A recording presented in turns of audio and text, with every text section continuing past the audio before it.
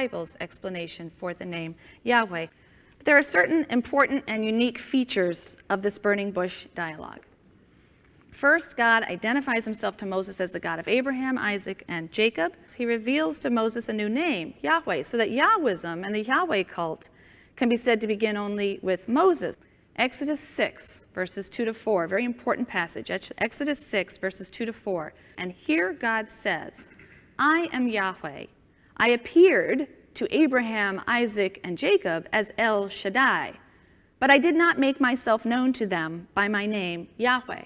וארא אל אברהם, אל יצחק ואל יעקב באל שדי, ושמי אדוני לא נודעתי להם.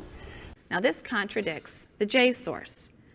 And many scholars have suggested that P and E preserve a memory of a time when Israel worshipped the Canaanite god El.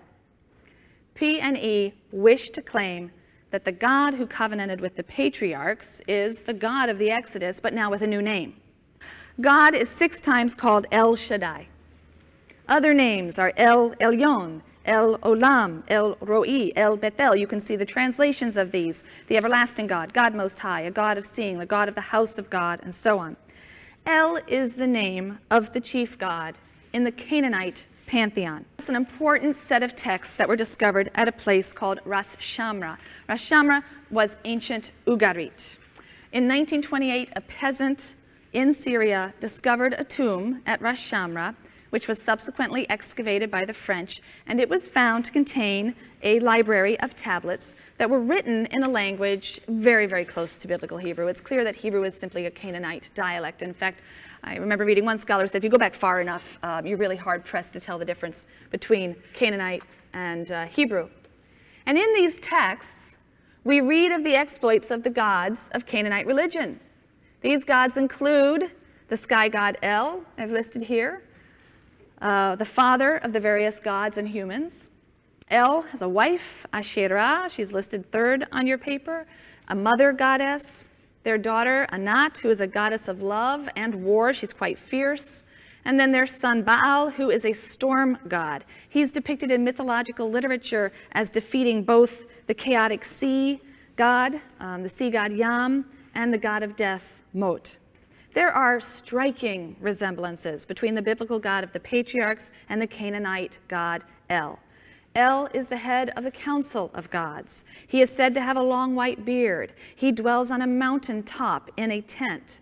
His epithets include father of all creatures, bull, king. He's also described as the protector of patriarchs, patriarchal figures, a god of the father of the clan, it says in the text. He guides them, he protects them, he promises them descendants. Many biblical passages depict God exactly this way, as the head of a council of divine beings. He's occasionally described with some of the epithets that are associated with El. He's referred to as the father of all creatures. There are poetic passages in which he is referred to as bull, also certainly as king. And in the patriarchal narratives, God refers to himself as the God of the Father. I am the God of the Father, the same way El is referred to.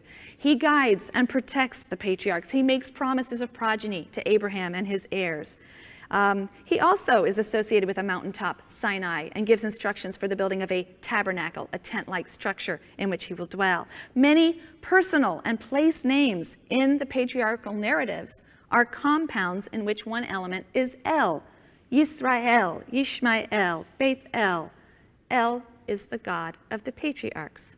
By contrast, after the time of Moses, Israelite names start to be formed using Yah or Yahu as part of the name Yahweh.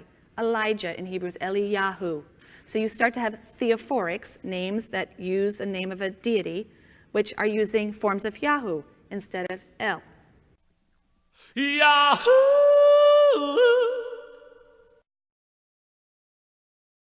Are you sure you know whose God you're worshiping?